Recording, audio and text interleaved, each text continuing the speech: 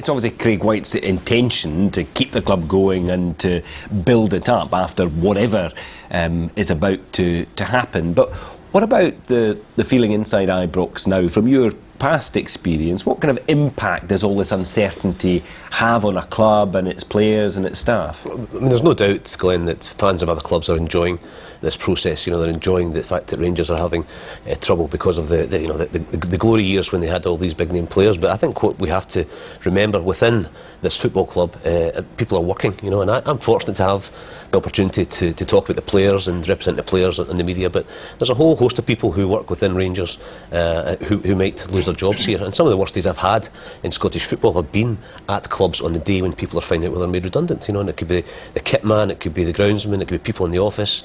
It has a major effect on the morale of a football club. So I think we have to remember it's a painful process, particularly for those who are at the sharp end. But will some of the players at that club be saying to themselves, you know, maybe it's time to look at my options to pursue my career elsewhere? Yeah, I'm sure they are. I mean, the players in this kind of situation are vulnerable the same as anybody else. Under normal circumstances in football, the contract cannot be unilaterally terminated by the club or by the player, but administration changes that. Of course, it becomes football debt and they'll get recompensed further down the line. But players breaking confidences, I mean, are players at the club talking to you in those terms, seeking advice about their future because of the uncertainty? Not at that level. I mean, they are uncertain, and I've spoken to a number of players today, and I'm sure I'll do so over the coming days, but not about their own individual situation. They're just concerned over what happens to them, because all of a sudden these contracts that were signed in good faith are perhaps not worth the paper they're written on when administration comes.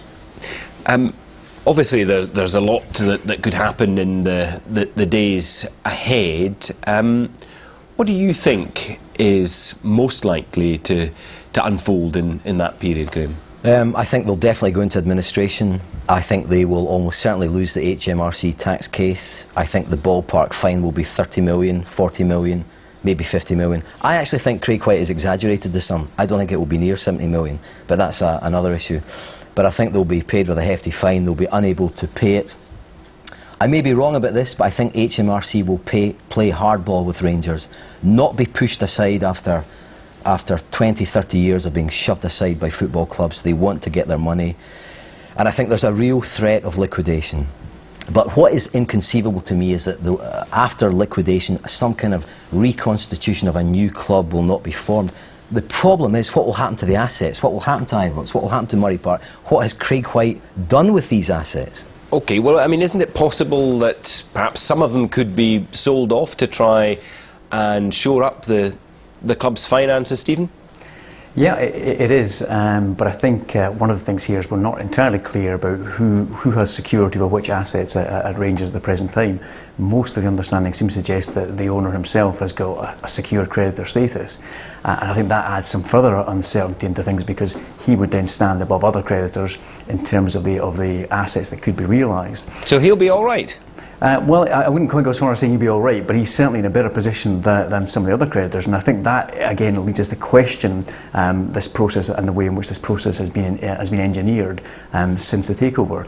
Because if he has got secure creditor status, then that's something that, of course, HMRC will look at very carefully as well, because they will see an owner who they're now trying to deal with and think, well, this person is going to have to give up something in order to even think about having some kind of deal or discussion with Rangers.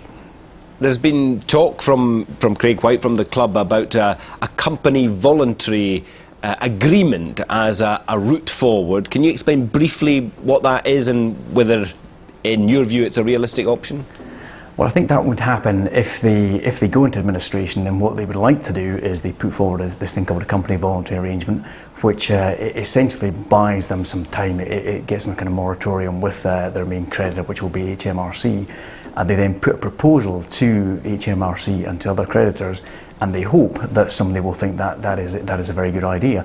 Well, but basically allow them to pay up what they owe to the HMRC after others have been paid. That's right. They put forward a proposal which will be looked at by all creditors.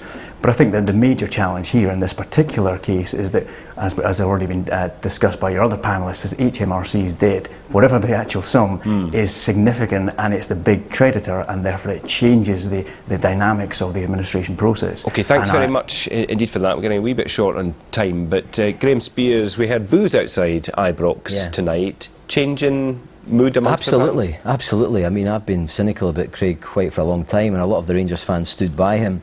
But this guy is a remarkable guy. I mean, in a court case in London, he was described as thoroughly unfit, and in a court case in Scotland by the judge, he was described as wholly unreliable. And if I was a Rangers fan, I would be very, very worried about the club just now. Yeah, I think fans and players, I think everybody is confused by the whole process. Nobody seems to know, and I think they just want clarity, and that might come if the club goes into administration. OK, thanks very much to all three of you. No doubt we'll be spending more time on this in the days ahead. Quick look at the front pages. There's the Scotsman. It goes with broken Rangers. The picture there of Craig White. The Financial Times has it on the front page as well. Rangers signals administration plan, it says. That's all from Newnight Scotland tonight. You can watch again on the iPlayer. More news online. From all of us, good night.